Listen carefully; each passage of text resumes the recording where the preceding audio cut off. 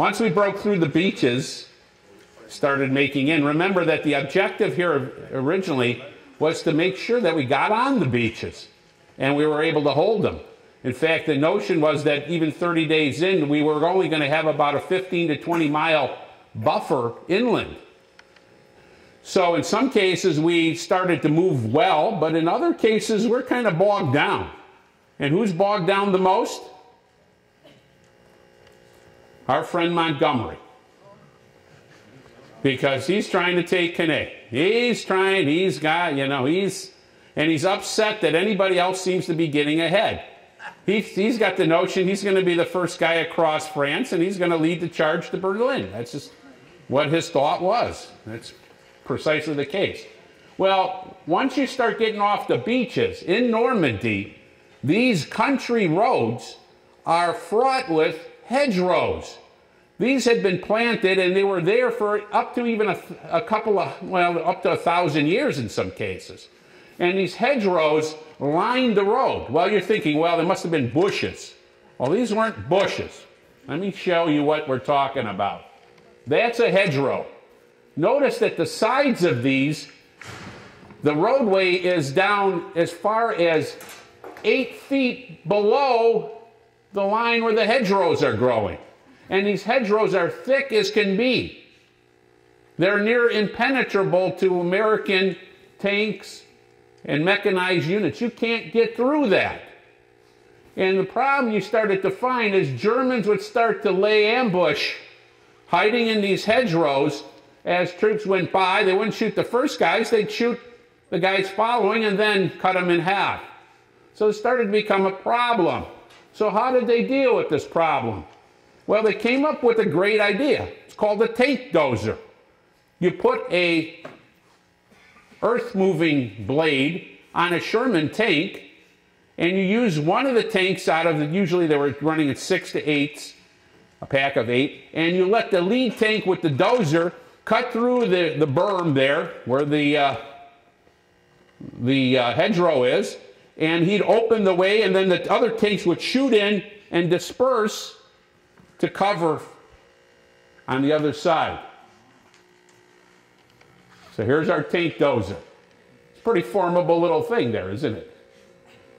Well, here's Montgomery slowing down, not making the headway as needed. Well, a couple of things happen along the way. Some are fortuitous, not planned for. One of them is going to be the assassination attempt upon Adolf Hitler in July of '44. Because that's going to shake up the German command and make officers that are usually outspoken very compliant. And they're not going to tell their leader what he needs to know, but what he wants to know. And that's going to be some of the downfall that the Germans are going to experience. Could they have reacted to this invasion? Yes.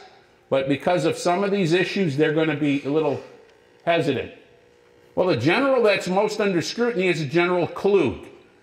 Von Stauffenberg and other co-conspirators that tried to do in Hitler all came from Klug's previous command.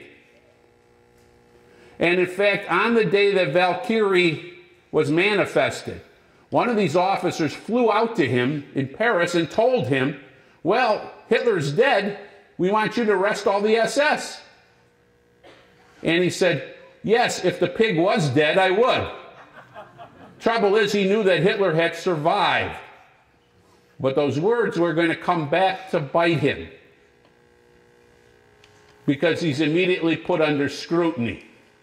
What makes it worse is his operations are bogging down. He's not able to stop the advance. And Hitler summons for him. He knows why he's summoned. He is supposed to report back to Berlin. Prior to reporting back to Berlin, takes a poison pill and commits suicide. Now, what's going on further south? George Patton has now come across. The foe army is not foe anymore.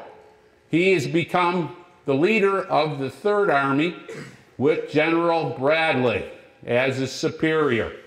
And it must have been a blow to his little ego in a sense, because prior to the war, Bradley was a subordinate.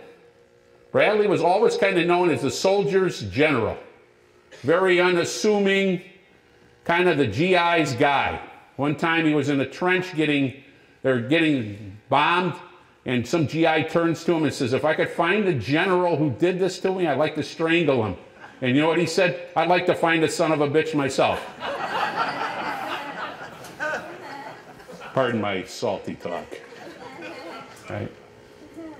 Well, Patton is doing something that none of the troops have, or none of the forces had done to date. Remember, Blitzkrieg by 1943, the sending in of armored tanks, sending them way out ahead of the troops, that's starting to fall apart. It's not working too well. So he devises a strategy using the resources he has. What resources does he have? Number one, he's got intelligence.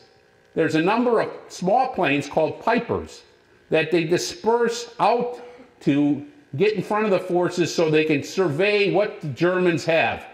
And they use the information coming back to react.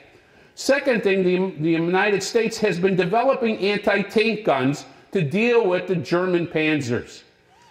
Some of them, like the Wolverine, they're nothing more than a mounted mobile gun on a tank chassis that can give a hell of a wallop to the tanks. Well, they're going to disperse those, plus the fact they're going to use air support, and they start to make meat of the German forces, and they start to push out. Now, at the same time, they're encircling, and they're coming from the south here. They're making great progress. They break through at St. Lo, and Patton is way out here. Well, where is our other friend here? Right up in here. This is called the Felice envelope. What they're trying to do is capture and knock out the remaining German forces, cut them off, seal them off at a place called Felice, and they're, right here, Felice, and they're going to close this off and deal a deadly blow to the Germans. But this has got to be a coordinated attack. It's going to involve a lot of effort. Well, what stops this from coming down? At the same time, we're making such great progress, the priorities of high command are to take Paris. Send in de Gaulle, take Paris. Slow up. It's probably the worst decision they ever made, because if they would have speeded up, they would have taken approximately 500,000 Germans in the process. But the need to take a major capital was so important, especially France, to take Paris back. It was a big moral victory. And this is going to change the complexion. They ease up, but they still captured over 200,000 Germans. Now this is, you remember, every German that's being captured or killed, these people are not being replaced. Germany has been through tough times. They're not getting the resources. And they're already starting to recruit very young soldiers. Evidence of the Hitler Youth units are out here. Now, they're very motivated units. These kids are very ideological. They've been raised up militaristic. They're very effective fighters. But when you start pushing on 16, 17, 18-year-olds to do your major fighting, you're really pushing on something else. And that's going to end us up tonight. Any questions? Okay. Well, thank you. It's been a very pleasurable evening.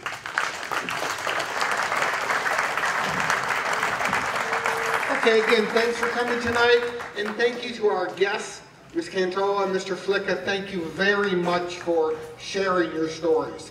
And we shall see you all next week. The Battle of the Bulge, I have it on good authority. We haven't heard a lot last from this Blitzkrieg and these fighting Germans. Have a great ride home. Students, we're going to stay up here tonight. So take a few minutes.